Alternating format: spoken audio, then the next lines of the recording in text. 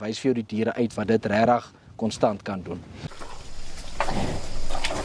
Is 'n heerlike voorreg om hier so by V2 Beefmasters te kom kuier. Ons is in Barkly Oos. Ons het 'n bietjie gesels. Hulle het hou weer 'n bietjie veiling hier aan die einde van Augustus rond. Ek reg, nee? Ja, dis 18 Augustus. 18 Augustus. Ons is by Barend Forster uit wie is hulle? En waarna jy kan uitsien Barend toe gaan het? Nee, wat ons byt vas. Dankie dat julle kom kuier het. Dis lekker om julle hier te hê. Voorreg om hier te kan wees. Kom ons spring sommer weg. Julle hou nou weer veiling. Maar julle bestaan al 22 jaar dat julle hierdie karre hardloop, dit is nou die 3de Maart is V2 Beefmasters nou 22 jaar oud. En ja, dit is net vir ons, dis lekker. Dis ons eie beeste wat ons geteel het. Dis nie laat ons nou 3-4 jaar terug stoetkoeie gaan koop het en stoetbulle. Kom die kalvers hier by ons aan, ons het ons eie plaatjies aan, is regtig beeste wat ons self geteel het, wat ons self ontwikkel het, wat aangepas is by ons area. En ja, wat goed doen hier by ons. Ja, ons praat so van die vroulike diere wat hier agter ons staan en praat so in die area. Maar kyk ons na die raamwerk van die diere, dan sien ons so 'n eenvormigheid onder hulle. Dis iets wat is dit wat julle hier teel met julle omgewing? Ja, so dit is 'n meer medium raam tipe bees. Ons omgewing soos jy kan sien, dis styl, dis berge. Dis baie koud in die winter. Ons veld is baie suur, ons kry 1000 mil reën omtrent 'n jaar. As hulle in die berge loop, dan sit ons die lekbakke bo neer en die water is onder, so dan sit ons nog amper oefening by vir hulle en dan nou nog die koue. So dit is als faktore wat die kondisie van die beeste onder baie druk sit. So die groter raam diere val net eenvoudig uit die stelsel uit. Ons moet met 'n medium raam dier boer wat sy kondisie self kan hou op die veld. Ja, en ek onthou dat ek laas kom kuier, dink ek het die wind so gewaai, die koue so in die oë gekom. Ja. Dink ek is die maandag en Vrydag het ek my oë eers opgehou traan, so dit raak regtig vies koud hierso. Ja. Ek kon gou by julle bulle stal staan en dit is ook waar dit gaan op die einde van die dag. Die bulle wat die ouens steel en die wyse waarmee julle boere teel, dit lyk of julle maar dis ekstensief kommersiële tipe boerdery as julle stoet. Ja, ons kommersiële beeste en stoetbeeste loop deur mekaar. Daar's geen spesifieke behandeling nie.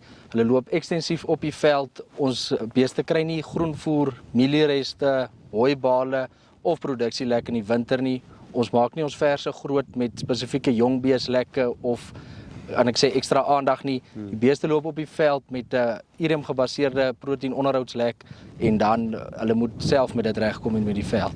Selfs as jy klas, dit wat hulle op die veiling koop, kan die man vat, hy kan hom van hier af vlekke vrystaat vat wat hy gaan aanpas en hy gaan werk. Ek dink regtig jy gaan sukkel om 'n plek amper te kry wat moeiliker is as jy by ons. Ek klink nou regtig nie soos 'n plaasverkoopsman nie, maar dit is die meeste plekke is warmer. Meeste plekke is platter waar die beeste nie hoef op en af te gaan nie en daar's nie regtig baie suurder plekke as hier by ons ook nie. So mens voel regtig dat 'n bees van hier af as hy weggaan dan sy bly want dit gaan met hom net beter gaan. Ja, nee, ek beken nou het my gesê, bees het my gesê mens koop altyd by 'n ou wat swakker kondisies as jy het. Ja. Ek weet nie waar jy koop nie, maar ek sal later daarby uitkom.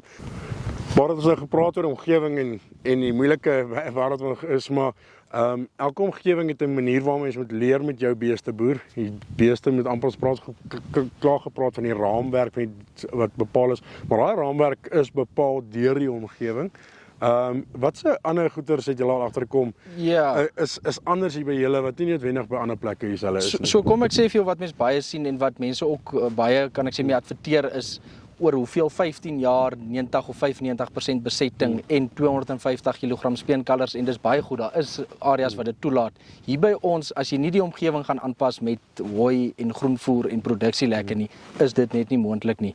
So dit is baie jare wat ons 'n laer konsepsie kry en 'n laer speengewig, maar dit is ook die jare wat vir ons die diere uitwys wat regtig kan aanhou produseer. Al is die toestande nie ideaal nie. So dit is amper vir ons belangriker jare as die goeie jare wat jy 'n hoë besetting en 'n hoë speengewig het, want dan kan jy regtig sien wat se diere gaan aan al is die toestande nie ideaal nie. Want ook ekonomies baie keer is dit die moeite werd om dalk lande te plant om kalvers groot te maak of produksielek te gee laat die beeste beter vat, maar meeste jare soos die afgelope 3-4 jaar was die inkomste dit nie geregverdig nie. So dan het jy 'n bees nodig wat regtig met die minimum en met die goedkoopste vorm van kos die natuurlike veldweiding vir jou kan produseer en daai swakker jare wys vir jou die diere uit wat dit regtig konstant kan doen.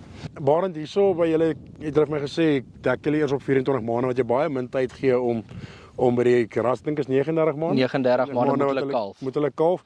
So dis 'n klein venster. Wat sê rede agter dit? So dis uit en uit die omgewing. Ons toestande laat dit nie toe vir 'n vers om op die natuurlike omstandighede uit te groei betyds om voordat dit gepaard te word nie. En ons wil nie kan ek sê van buite af insette om te doen om dit reg te kry nie. Want ons wil so ver as moontlik laat die omgewing die beeste bepaal wat hierso aanpas. Jy stuk met die risiko, help jy daai jong vers om vinniger op my gewig te kom en vinniger te groei. Om maar dan weer beset te kry sonder om al weet te help raak dan raak dit moeilik want as jy dit doen dan gaan jy 10-1 as hy met daai eerste kalf loop weer moet help in die stelsel bly en dan gaan jy naderhand sit met beeste wat afhanklik is van dit. Dan kan jy nie eendag besluit of voor 'n paar jaar en sê dit maak nie meer ekonomiese sin nou hou ek op nie, dan val jou hele storie plat. Waar as jy net met die veld aangaan soos wat dit is en met die beeste boer wat hierso floreer, dan het jy geen risiko amper nie want dan gaan dit nou maar net of die seisoen 'n bietjie beter of swakker is, maar dan het jy nie al daai ander faktore wat jy nou van agter neem nie. Hier is nog 'n paar ongelooflike mooi vroulike diere hier agter ons. En in julle stelsel, hoe kyk jy na die syfers, na die melk, na die totale prentjie om te sê maar dis hoe ek winsgewend goeie produksiediere vir die mark kan bied? So waar kan ek sê 'n swaar klem gelê is veral in die kan ek sê aanteeldierbedryf in Suid-Afrika is speengewig want dis op die einde van die dag die produk wat die ouens verkoop. Ons kan nie gaan net vir speengewig nie want dan vat dit net te veel van die koeie en ons veld het nie so baie krag soos soetveldgedeeltes en platter en makliker areas nie. So ons moet gaan na bees waar ons meer fokus om kondisie te hou terwyl sy soog en weer beset raak.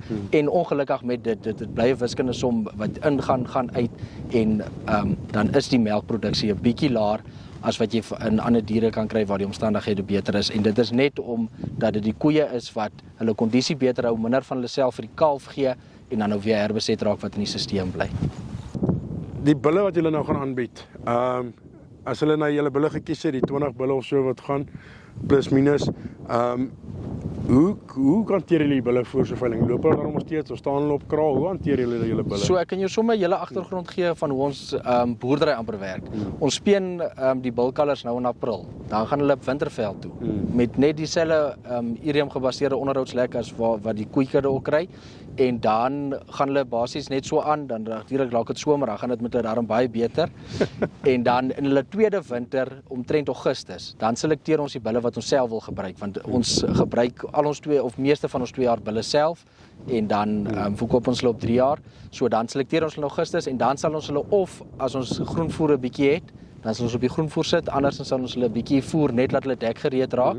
As hulle uitkom by die koeie, dan loop hulle weer tyd op die veld en dan selekteer ons die veilingsbulle wat ons dan nou op groenweidings met 'n bietjie meel voorberei vir die veiling. So hulle staan nie op kraal nie.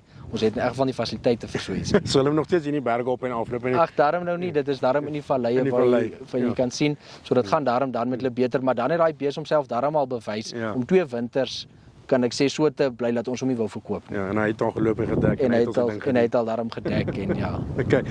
Net so vinnig, ek weet dit is nog baie lank voor julle veiling, maar hoe lyk die samestelling dis waar daar kan nog baie veranderinge kom? Ja, so ons gaan 20 geregistreerde Beefmaster bulle aanbied en dan dragtige vroulike diere wat ons dan nou later van die tyd met die advertensies, die getalle en die details rondom dit sal vir die mense sê. Ek sê baie dankie vir jou tyd. Ek kan nie wag om te kom draai nie. Nee, baie dankie dat jy gekom het. Groot plesier. Okay, so maak seker jy is die 18 Augustus hierso op die plaas Atol. En van die beste bulle, veldaangepaste bulle kan jy hier kry en nou kom ek 'n paar lekker verrassings rondom die vroulike diere, so maak seker jy merk hom daar in die dagboek 18 Augustus. Sien jou daar.